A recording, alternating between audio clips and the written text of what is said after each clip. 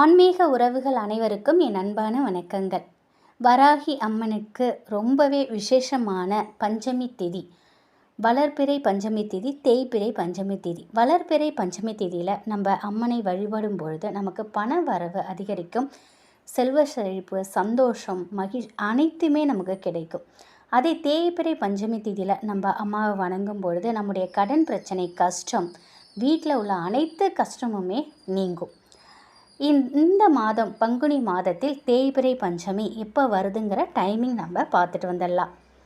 நாளைய தினம் 18/3/2025 செவ்வாய்க்கிழமை இரவு 8:40 வரைக்கும் சதுர்த்தி இருக்குது. 8:40க்கு அப்புறம் பஞ்சமி திதி தொடங்குது.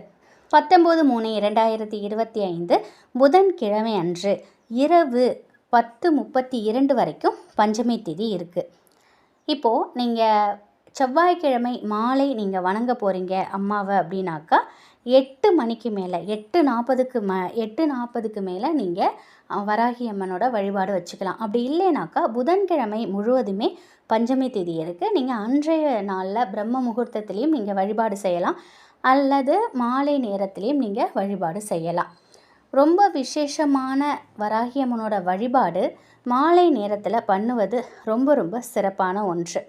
பஞ்சமி வழிபாடு அப்படின்னு நம்ம சொன்னாலே நம்ம நினைவுக்கு முதல்ல வர்றது வராகி அம்மன் தான்.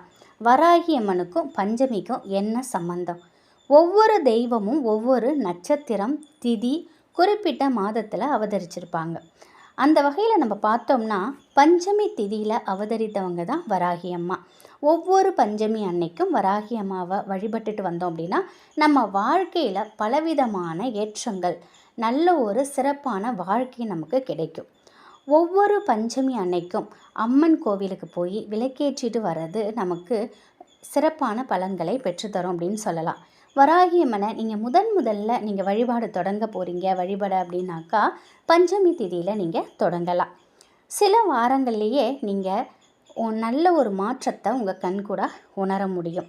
செவ்வாய்க்கிழமை அன்னைக்கு வராகி அம்மனை வழிபட்டுக்கிட்டு வந்தால் வீடு, மனை, நிலம், சொத்துக்கள் சார்ந்த அனைத்து பிரச்சனையும் தீரும். பஞ்சமி திதி வராகி அம்மனை வழிபட்டோம் அப்படின்னா எதிரிகள் காணாமல் போவாங்க. பகை, தடை, எதிர்ப்பு எல்லாமே நீங்கும். அதே போல் கண் திருஷ்டி, பில்லி சூனியம், நம் வீட்டில் உள்ள எதிர்மறை சக்தி, நம்மக்கிட்ட இருக்கக்கூடிய எதிர்மறை ஆற்றல் எல்லாமே நம்மளை விட்டுட்டு போகும். வராகி அம்மனை தொடர்ந்து பஞ்சமி திதியில் வழங்கிட்டு வரும்பொழுது நம்முடைய வாழ்க்கையில் உள்ள எதிர்மறையான தாக்கத்திலிருந்து நம்ம விடுபடலாம். வராகி அம்மனை தொடர்ச்சியாக கோவிலுக்கு போயிட்டு வழிபட முடியாதவங்க அகல் விளக்கு வாங்கி அம்மனை மனசார நினச்சி நீங்கள் வீட்டிலேயே விளக்கேற்றி நீங்கள் வேண்டுதல் வைக்கலாம். வராகி அம்மனோட சிலை இருந்தது அல்லது சிலை இருந்தால் நீங்கள் அபிஷேகம் செய்து வழிபடுங்க.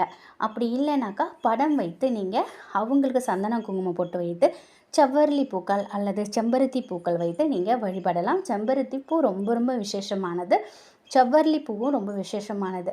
அதை தவிர்த்து நீங்கள் சங்குப்பூ இருக்கு இல்லையா, நீல சங்குப்பூ கிடைத்தாலும் நீங்கள் வச்சு வழிபடலாம். அது உங்களுடைய விருப்பம். அடுத்து பார்த்திங்கன்னா அம்மாவுக்கு பானகம், உளுந்து வடை, சக்கரவள்ளி கிழங்கு, மாதுளை முத்துக்கள் இதெல்லாமே ரொம்ப ரொம்ப விருப்பமான ஒன்று. அதுவும் சிவப்பு அவல் இருக்குல்ல, அதில் பாயாசம் நம்ம செஞ்சு கொடுத்தோம் அப்படின்னாக்கா அதுவும் அவங்களுக்கு பிடித்தமான ஒன்று. இந்த பொருட்களில் ஏதாவது ஒன்று நீங்கள் வைத்து நீங்கள் வழிபடலாம். நெய்வேத்தியம் செஞ்சுட்டு அம்மனை வழிபட்டு தீப தூபம்லாம் காட்டி எப்பொழுதும் உங்கள் வழிபாட்டை எப்படி செய்வீங்களோ அந்த மாதிரி நீங்கள் பண்ணலாங்க.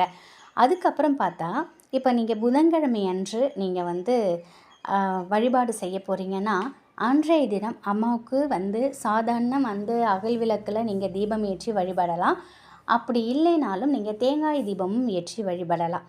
இன்னொன்று, புதன்கிழமை புதன் பகவானுக்கு உரிய ஒரு நாள். புதன் பகவானும் நம் வாழ்க்கையில் நல்ல மாற்றத்தை கொண்டு வரக்கூடிய அற்புதமான ஒரு கடவுள்.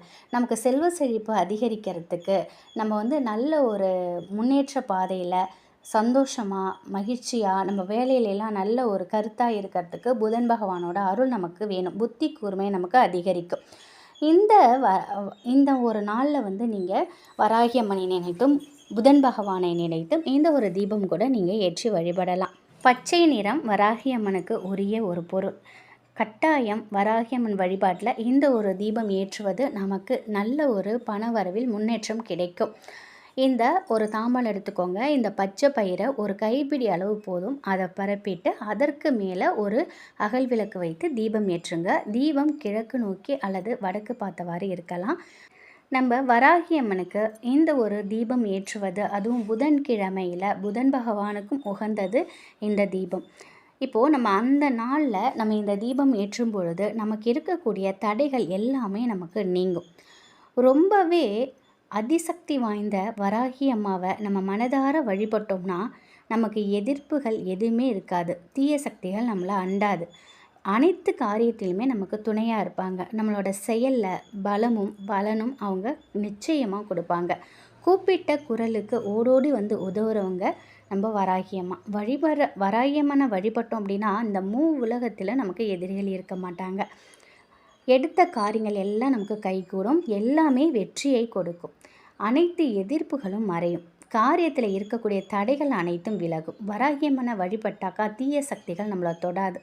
அவங்கள சரணடைகிறதுனால அனைத்து பிரச்சனையிலிருந்தே நம்ம விடுபடலாம். எப்பெல்லாம் நம்ம வாழ்க்கையில் துன்பம் வருது, அடுத்த கட்டத்திற்கு நம்மளால் போக முடியாத அளவுக்கு கஷ்டம் வந்து நம்மளை வந்து சூழ்ந்துக்குது அப்படிங்கிற ஒரு சூழ்நிலையில் நீங்கள் அம்மான்னு நீங்கள் மனதார நீங்கள் கூப்பிட்டீங்கன்னா நிச்சயமாக உங்களுடைய வாழ்க்கை அடுத்த நிலைக்கு நல்ல ஒரு பிரம்மாண்ட வெற்றிக்கு கொண்டுட்டு போவாங்க வராகி அம்மா.